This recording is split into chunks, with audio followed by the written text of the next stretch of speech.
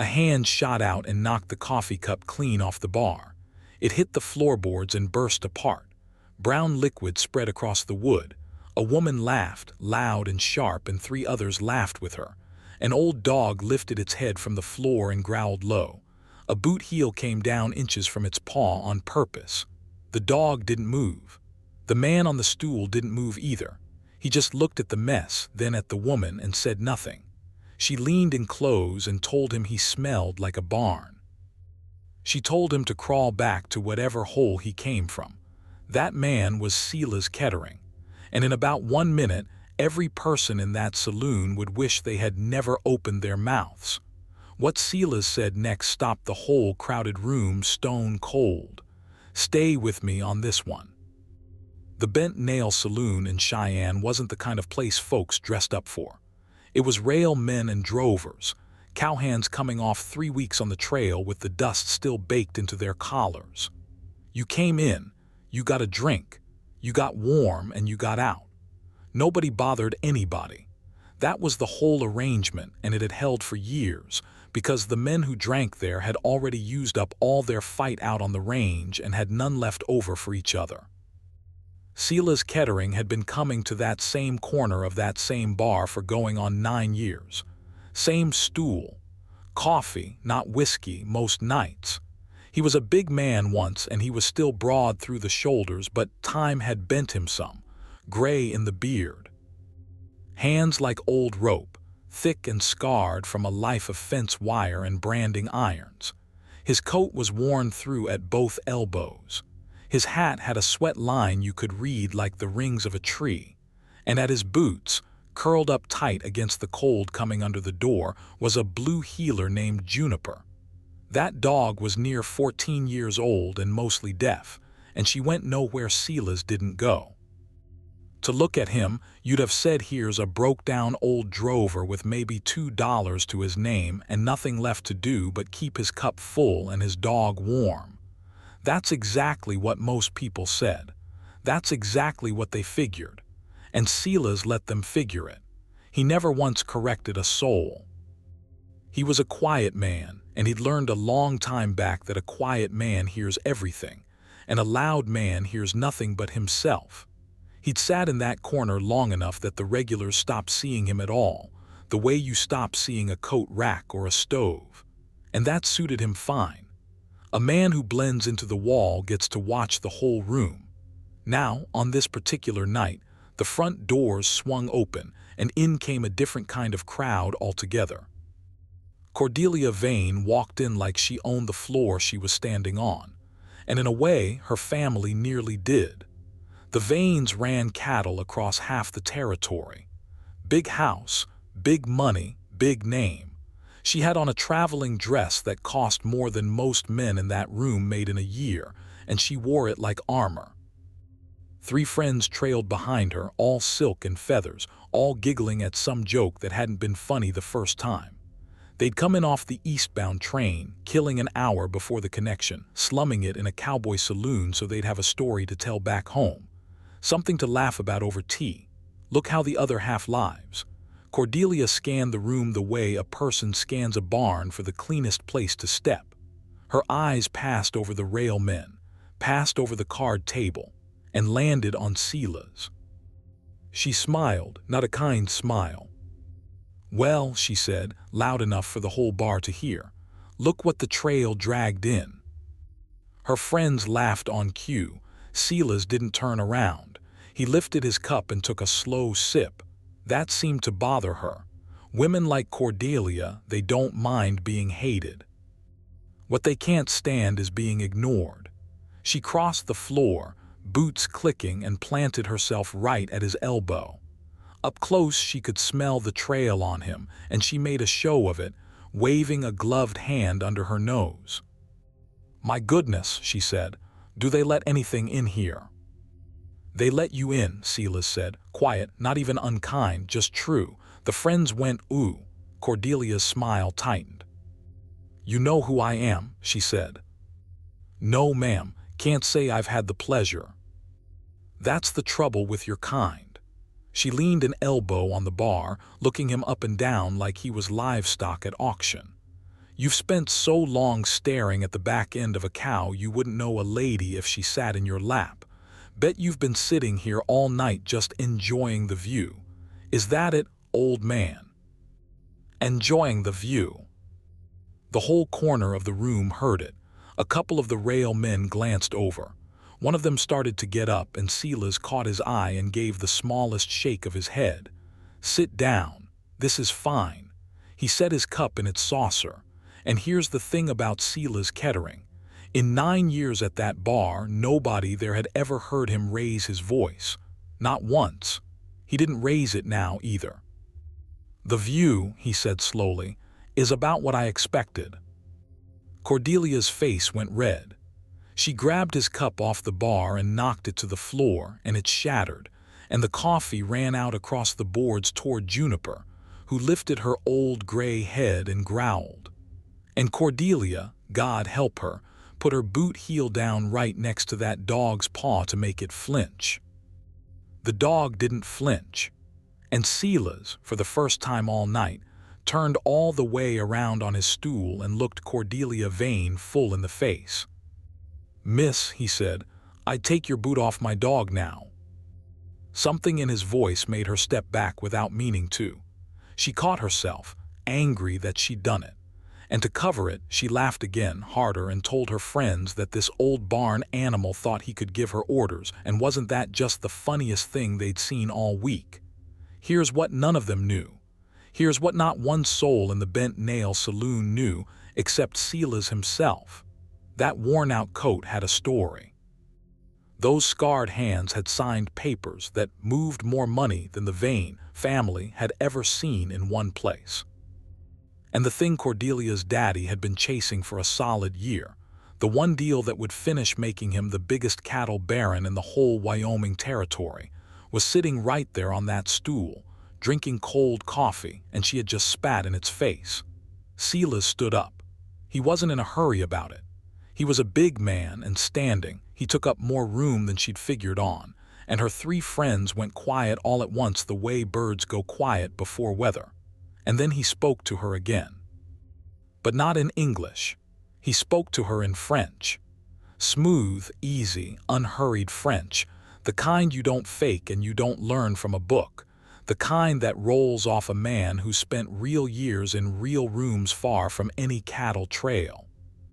He said something soft and polite, and from the little smile at the corner of his mouth, not entirely flattering.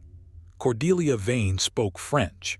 She'd had a governess and finishing lessons, and a season in Paris her father had paid a fortune for, and she understood every single word this broke-down old drover had just said to her. He'd said, "Enjoying the view, mademoiselle. So am I. It's not often a man gets to watch a person ruin her whole family with her own mouth." The color drained right out of her face. Her friends didn't understand the words, but they understood her face, and that was enough to shut them up completely. "How?" Cordelia started, and her voice came out smaller than she wanted. "Where would a man like you learn to?" "Same place a man like me learns a lot of things," Silas said, back in plain English now. "By keeping my mouth shut and my eyes open. You ought to try it sometime." The bartender had stopped wiping glasses. The card game had stopped. The whole room had turned, quiet, watching, feeling that something had shifted and not yet knowing what. Silas reached down and rubbed Juniper behind the ears, and the old dog leaned into his hand, and he straightened back up and looked at Cordelia with those steady gray eyes. "You want to know who I am," he said. "Fine, I'll tell you something better. I'll tell you a name you already know." He paused. "The Sweetwater grazing lease, 40,000 acres north of the Platte. Your father's been trying to buy it for a year. Can't find the owner. Owner won't meet with his men, won't take his letters, won't name a price." Silas tilted his head. "You know the one I mean." Cordelia said nothing. Her jaw had gone tight. "And the rail spur," Silas went on. "The little cutoff that runs off the main line up to the loading pens. Whoever holds that holds every head of vain cattle that ever wants to reach a market. Your daddy's been trying to buy that too. Been trying for 8 months. Man who owns it won't sell for love or money. He let that sit.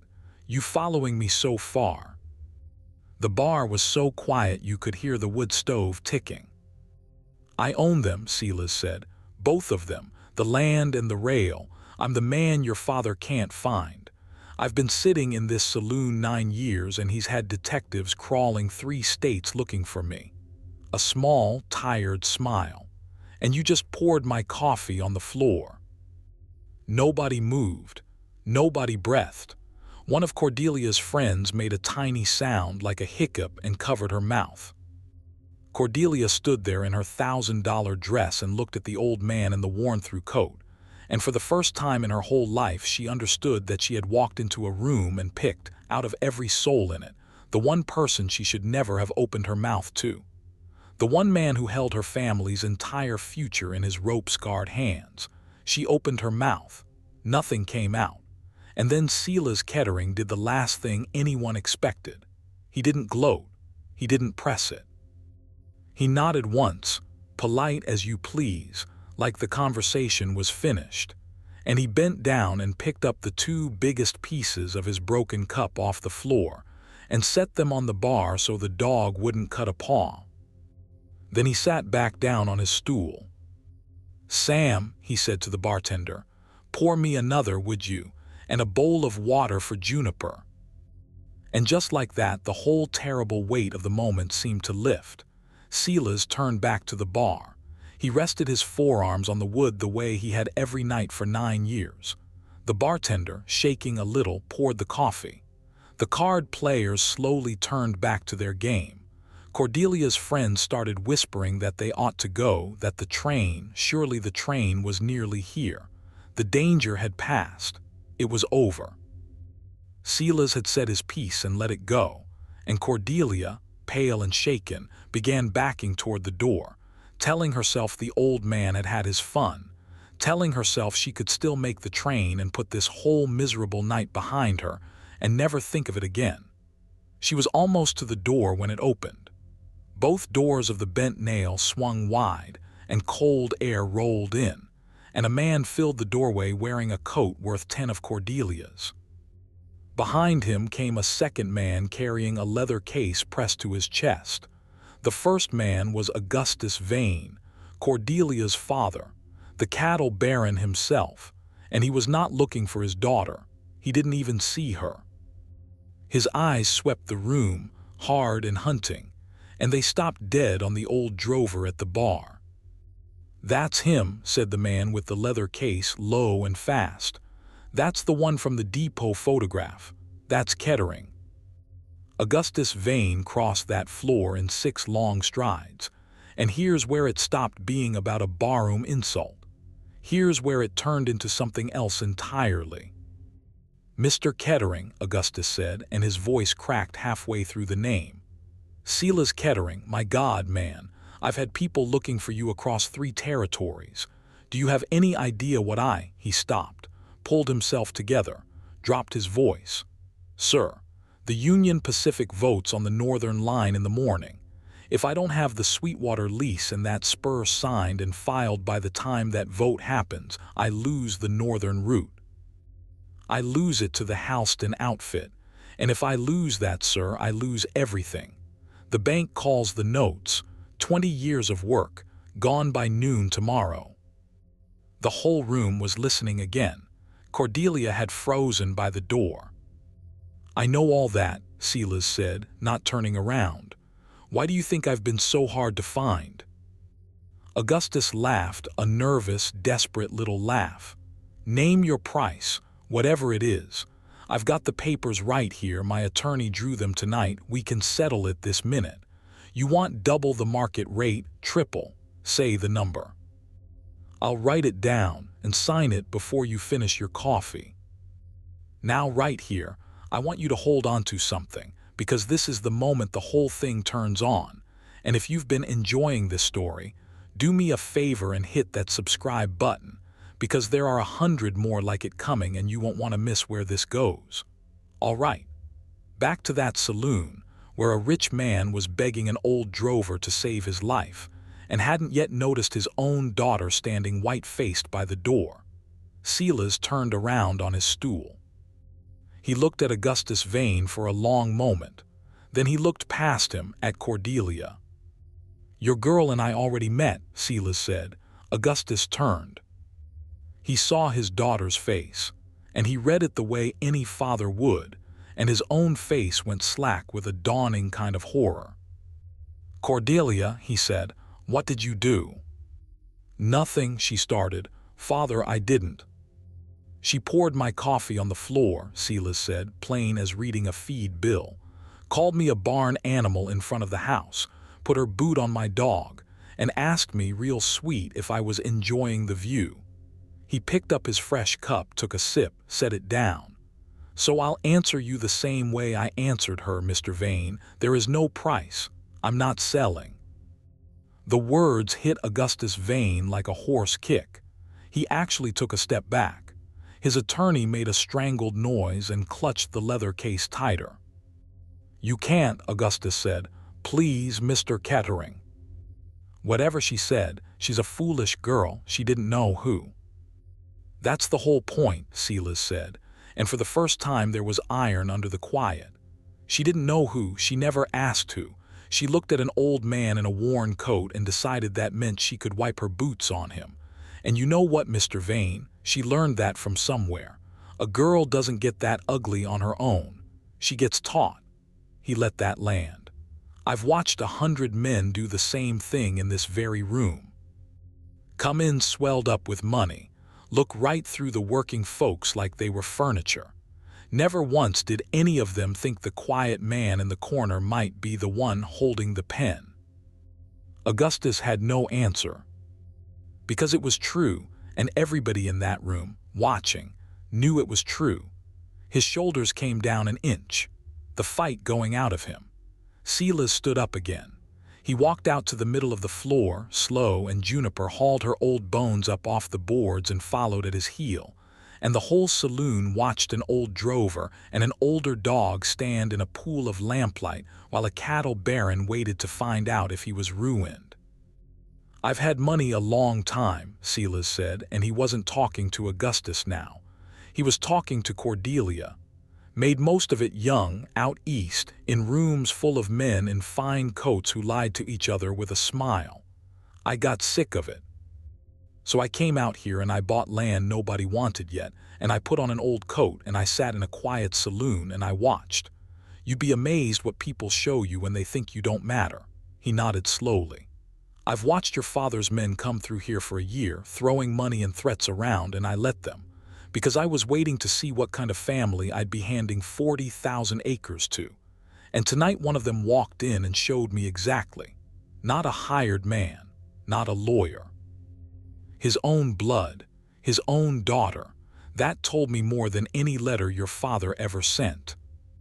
Cordelia's eyes were wet now, not from being caught, from something older and deeper than that. Nobody had ever in her whole gilded life held up a mirror and made her look. "You're right," she said, barely a whisper. "You're right, and I'm ashamed, and I'd give anything to take it back, but I can't, so do what you have to do, ruin us. We earned it." And that right there was not the answer Silas Kettering had expected. He'd braced for tears, for begging, for her hiding behind her father's money. He had not braced for the truth. The room felt it too. The whole feel of the thing changed. Even Augustus turned and stared at his daughter like he was seeing a stranger, or maybe seeing her clear for the first time. Silas studied her a long moment. "Here's what's going to happen," he finally said, "and I'll only say it once." He turned to the attorney. "Bring me those papers." The attorney scrambled to the bar and laid the deed and the transfer out flat, hands shaking so bad he nearly spilled the ink. Augustus stepped forward, relief flooding his face, reaching for a pen. "Not you," Silas said without looking at him. "Sit down, Mr. Vane." Augustus sat down, on a bar stool, in front of the whole room. A cattle baron doing exactly what an old drover told him. "I'll sign over the Sweetwater lease and the rail spur," Silas said. "Tonight, before the vote.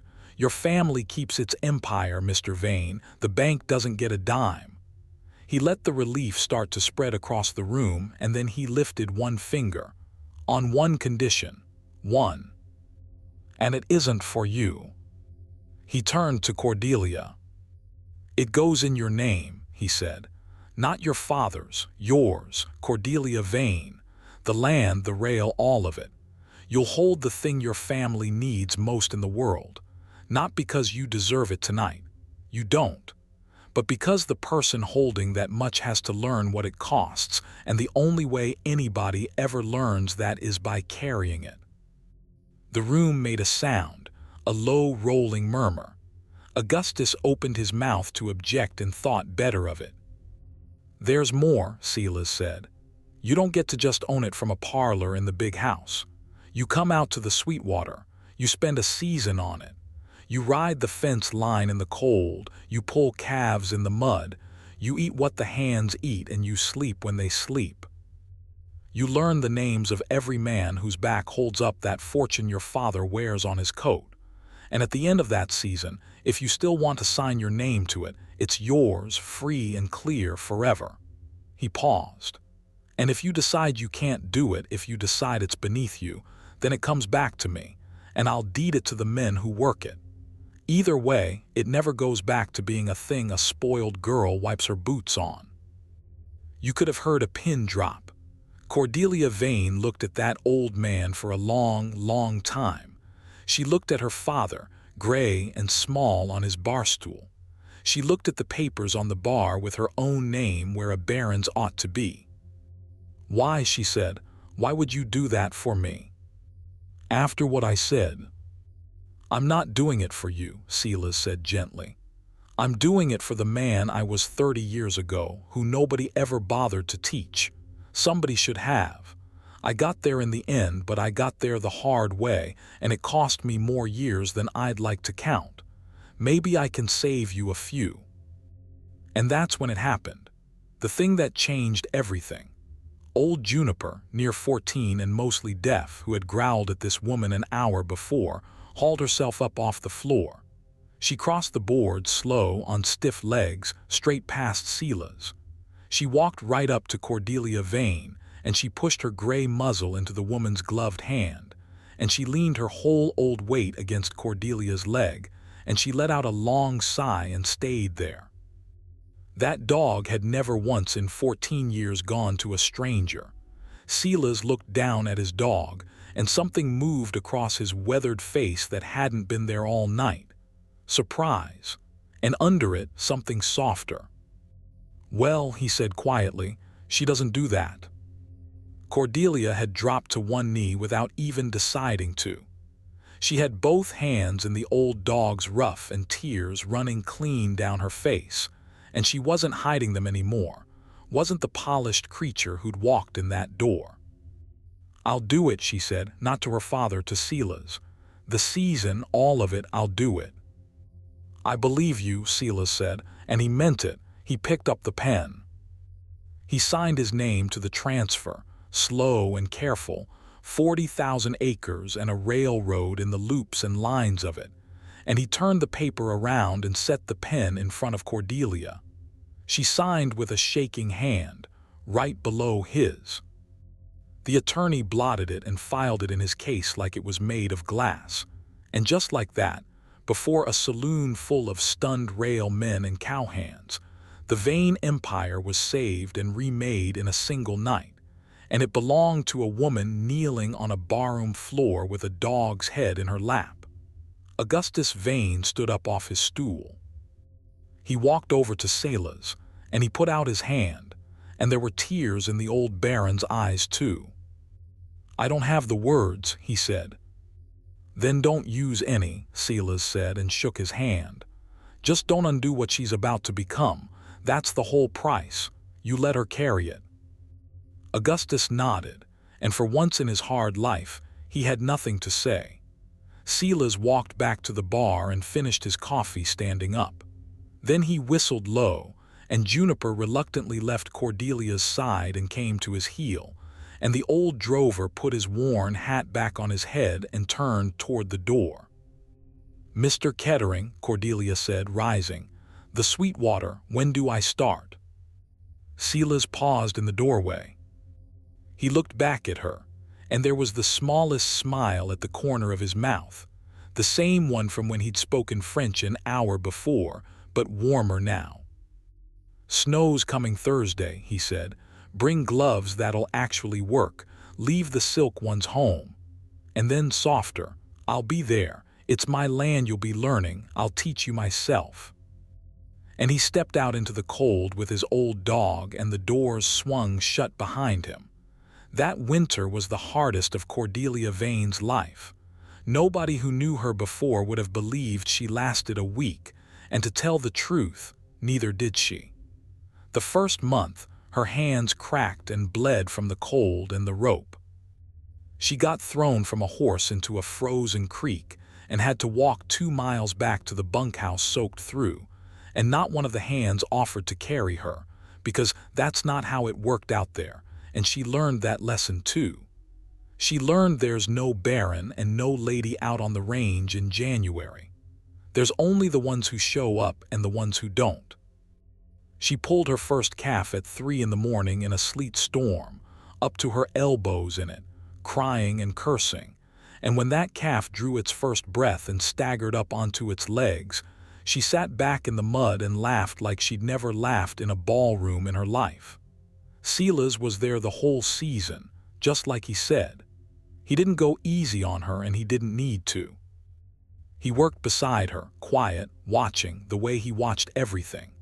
He taught her the fence lines and the water and the names, every last name, of every man who rode for the Sweetwater. He taught her which ones had children back east and which ones were running from something, and which ones you could trust with your life in a blizzard. And slowly, without either of them saying a word about it, the distance between the old drover and the cattle heiress got smaller by the week. It started with talk after supper. Then it was riding the far pastures together, saying nothing, comfortable in the nothing. She found out he really had lived in Paris and in New York and had walked away from all of it. And the more he told her, the more she understood that the wisest man she had ever met had spent his whole life letting people underestimate him. And he found out that under all that spoiled polish, there was somebody sharp and brave and hungry to be more than she'd been raised to be. By spring, the Sweetwater ran better than it ever had, because Cordelia Vane knew every acre of it in her bones now, and the men would ride through fire for her because she'd bled the same cold ground they had. When the season ended, Silas brought her the paper that said the land was hers now, free and clear, and told her she'd earned it, and that he'd never been prouder of anybody. Cordelia looked at that paper a long time. Then she folded it back up and handed it to him. "I don't want it in just my name anymore," she said. "I want it in ours." And old Silas Kettering, who had an answer for everything, who had frozen a whole saloon with a single quiet sentence, stood there in the spring mud and couldn't find one word to say.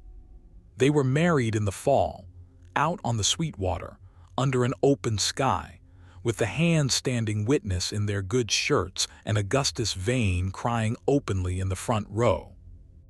Nobody in Cheyenne could believe it, the story of it, the heiress and the old drover, but the ones who'd been in the bent nail that night just smiled when they heard the gossip, because they'd seen how it started, and they knew. Juniper lived to see the wedding. The old blue heeler was slower than ever, near blind, but she padded down that aisle ahead of Cordelia like she'd appointed herself to the job, and she lay down at Silas's boots one more time while the two of them said their words. She passed that winter, warm by the stove, with both their hands on her. They buried her up on the rise where you can see the whole spread, and Cordelia cried harder than she'd cried for anything, and Silas held her, and neither of them was ashamed of it. Years later, when Cordelia Vane Kettering was the most respected rancher in the whole territory, Men would come to her wanting to buy this or sell that. And some of them, seeing a woman, would talk down to her, the way she'd once talked down to a tired old man at a bar. And she never got angry. She'd just pour them a cup of coffee and set it down easy and watch them the way Silas had taught her to watch. Quiet, patient, seeing everything. And more than once, when some fine-dressed fool leaned in and asked if she was enjoying the view, she'd think of a broken cup on a saloon floor and an old dog crossing a room, and she'd smile that small, warm smile she'd learned from her husband, and she'd say, "Yes, as a matter of fact, I am."